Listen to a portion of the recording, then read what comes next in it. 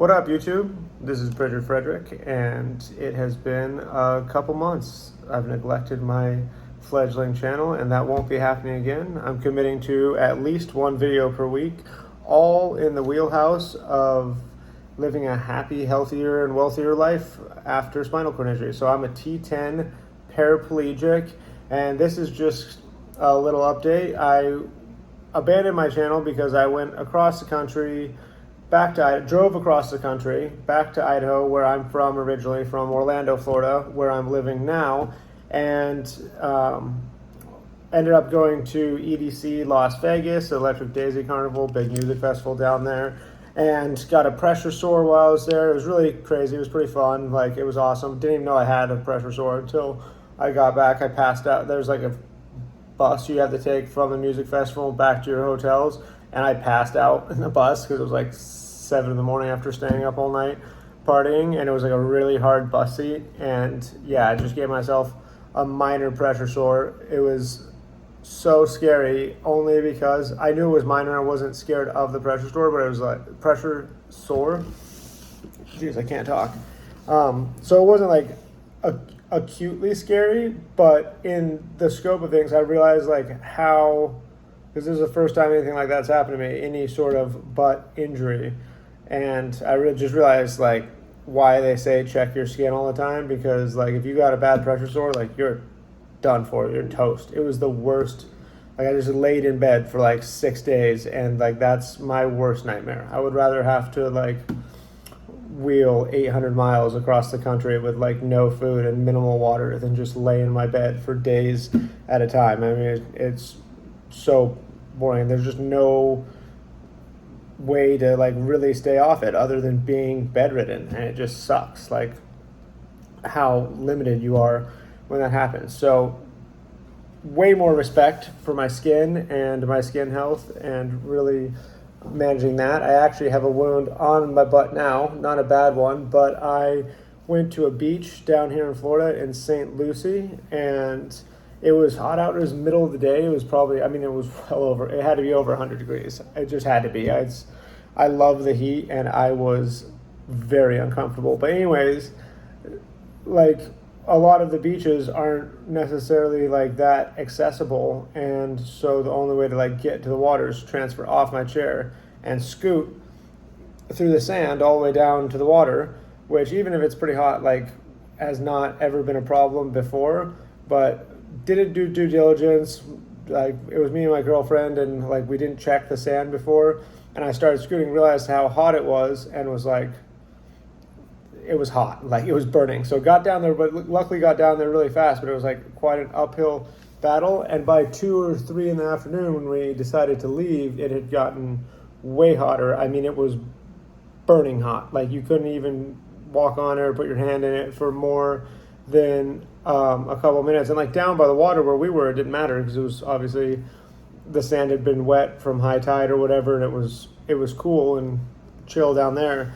But it was probably like 75 yards uphill through like deep burning hot sand, and I was soaking wet, luckily, and literally tucked a towel like around in my waistband and was scooting on top of the towel, and still ended up getting like a pretty, not a bad, really bad burn, but a pretty decent burn, like right on my sit bone on the right butt cheek.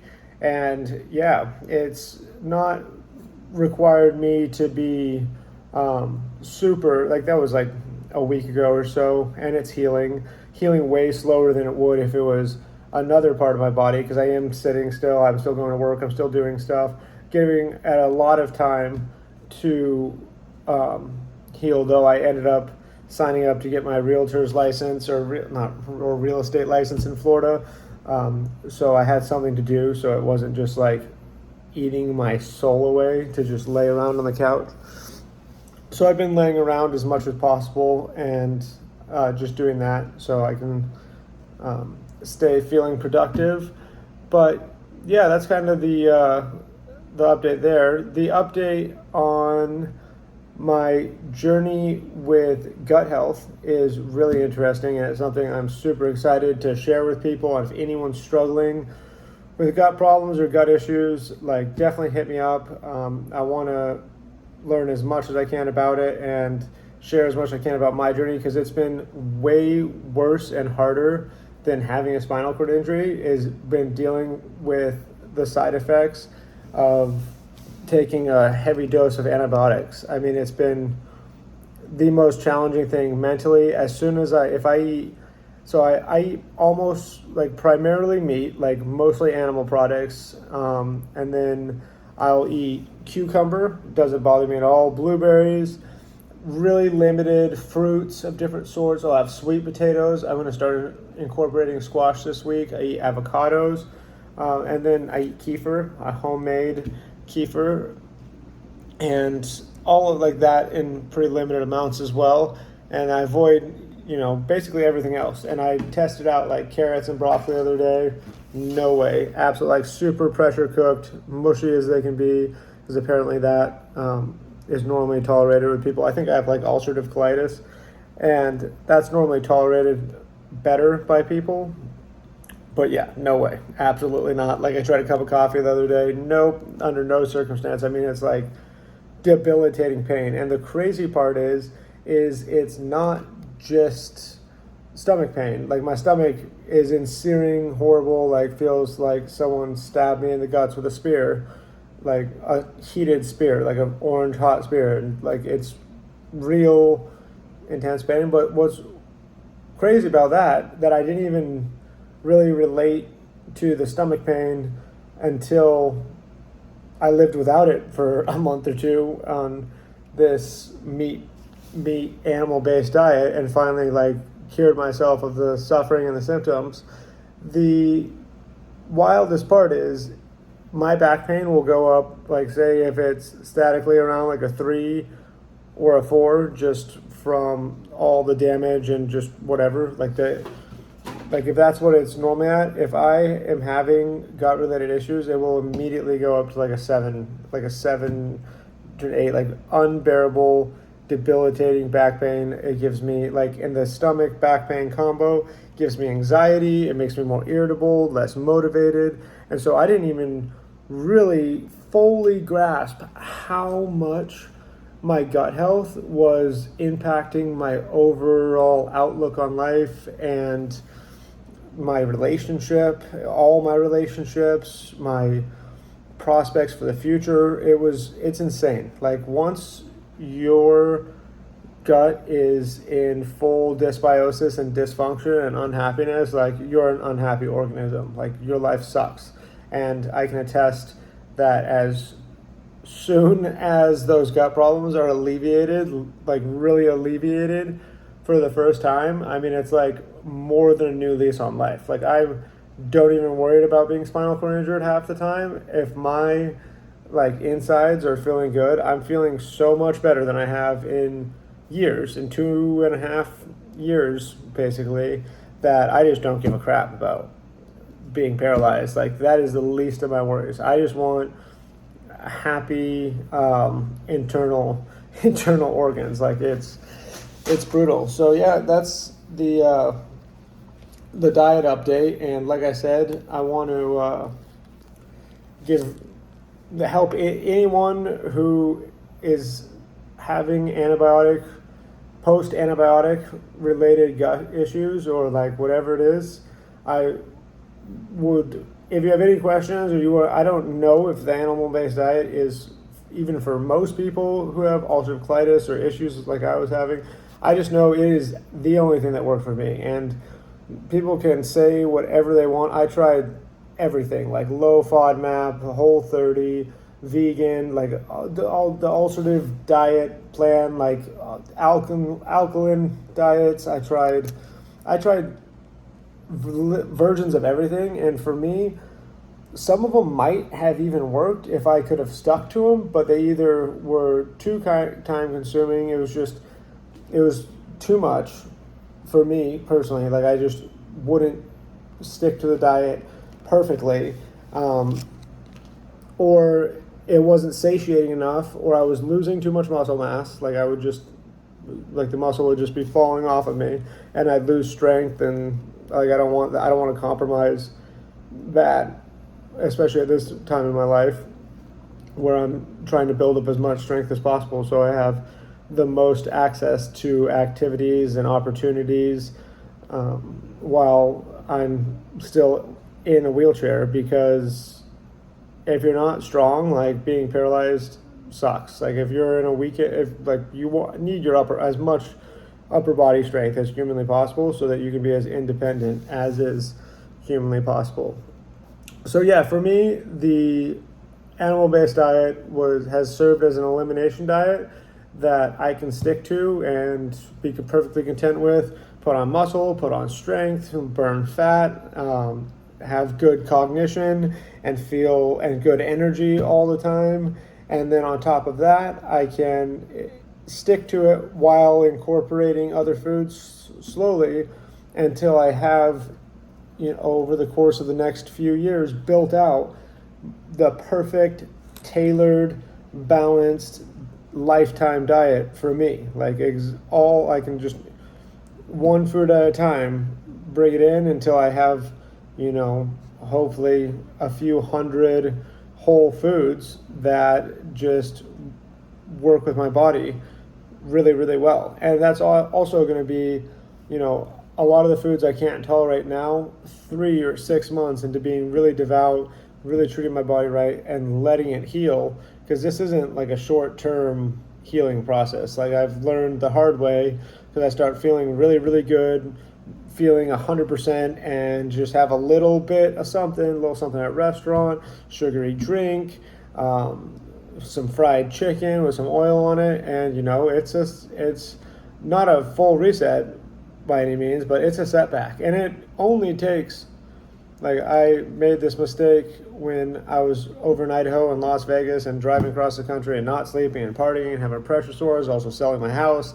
So I was under a lot of other stresses and pressures, and I was coming off the back of that, a lot of no sleeping at that music festival. So I just was eating like crap, and relative to how most people eat, probably not like crap at all, but was not sticking to any sort of really regimented deal, and was making a lot of exceptions. And I mean, it was basically a full reset. Like, it was back to square one in a matter of 3 weeks, like maybe almost a month, of just making more and more exceptions, and not eating like crap all the time. Like, I was eating mostly what I needed to be eating. Like, and I was eating a lot of wild meat, like bear meat and elk meat and deer meat that I had in my freezer in Idaho. So relative to the average American diet, like, I was eating immaculately healthy. But for someone who has serious digestive compromise and failure or issues, it's not an option to make exceptions and let those things creep in, because it was quite literally almost all the way back to square one. And now, I got back here I have no idea when I got back here. It feels like it's been a couple months, like maybe 6 weeks or something. And it's been close to 6 weeks to really get my body back to where it was before, as far as energy level, strength, endurance, and general sense of well-being. I had to re-heal my gut all over again. And so now I'm realized that this isn't a one-off, spend 3 or 6 months healing it and then I'll just be good to go again. It's a multi-year journey, a lifetime journey. It's a commitment that I'm making forever to be my healthiest self. Like, my goal, my health goals and my fitness goals, I want to be the fittest I've ever been when I'm 60. I want it to be a permanent uphill. I don't want to even begin to go downhill or over the hill until I'm at least 60 years old. And that's, my goal. That's what I think is really humanly possible with all the access to information and technology and amazing food. Like, you can just buy delicious, any small town, it doesn't matter. Everywhere's got a health food store where you can buy organic, regenerative, delicious, whole food. And so I think, and not to mention all the other possibilities going into the future as far as maintaining your health, as with all of the crazy like infrared saunas and my infrared light and stem cell therapy and prolotherapy and all of the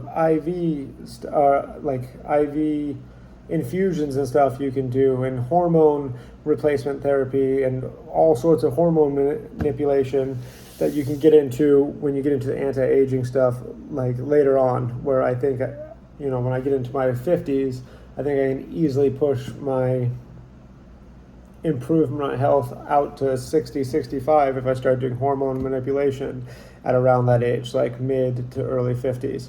So yeah, I guess that's kind of the update, and I will be producing at least one video a week, and I want to start actually editing and making videos of like all the stuff I do, like going to beaches, going to theme parks, going to restaurants, working, and all the stuff you got to overcome, working on my van, and what it's like to travel across the country as a wheelchair user and move across the country, and soon buy and sell houses and all of that stuff. So I really want to start editing videos. My problem is I despise editing so much, and one of my goals is that as soon as I start making some good money at this sales job, I really, really want to just team up and partner with an editor, either through like Fiverr or someone I just hit up online somewhere, and just Dropbox them like footage and a script, not a script, but like whatever it is, like bullet points of this, what I'm trying to get across and what I'm trying to do, because that's the only way I'm ever going to scale a YouTube channel or really do it, because I hate the editing process. I'm not into it, and I've tried for years to get into it and learn it, and I just don't give a shit. That's the bottom line. I want to so bad be part of YouTube, and to make YouTube channels and to tell stories and to do media. And I love filming. I like being on camera. I like putting other people on camera. I love doing interviews. I don't mind stopping what I'm doing when I'm out doing stuff and filming and getting good shots and thinking about transitions and like all of the front end part of editing. Like, I love that. That's great. Like the story part, developing the story, all that rocks. And I've wasted basically 10 years by just not sacking up and just outsourcing the one part of the equation that is not an option for me. It's crazy, like what a giant waste that's been, because I think that I have a lot of value to offer to people with spinal cord injuries, and also just people at large, as as most of us do. If we all wanted to share ourselves on this platform, most of us have a lot of value. And yeah, I really want to share that, and also create community and connections, and gain, I don't know what it is, gain connections to like-minded people through producing my life in video form and sharing that. I just feel like it'll lead to a wider net and community. Sorry, I got a little sidetracked there. Anyways, I think that's all for now, but expect at least one video a week. Like I said, if you have any gut health stuff, I'm not an expert. I am so far from being like a doctor. I've never even graduated high school, and I dropped out of college after university after a couple years. So I'm not offering any sort of like health advice or guidance, but if you're really struggling, I've done enough research where I might be able to point you in the right direction, give you some podcast, and like other YouTube channels and some people that really help me. I might be able to point you in the direction. And then, especially if you have ulcerative colitis or something like lower gastrointestinal, be able to point you some really good resources of doctors and health influencers and just people who have suffered with the disease that actually like know what they're talking about. Might be able to point you in the right direction and show you some people that really help me. But yeah, that's about it. And thank you so much if you're one of my 12 subscribers that I see out there. I'm super proud that someone would even want to subscribe to my channel and see me regularly. And like I said, reach out if you have any questions, and I hope you have a fantastic day. I wish you so much health, wealth, and happiness. And if you're living with a spinal cord injury and it's one of those many tough days that we all have, I can assure you a better day is around the corner. It's every single challenge and bit of pain that you're facing and feeling.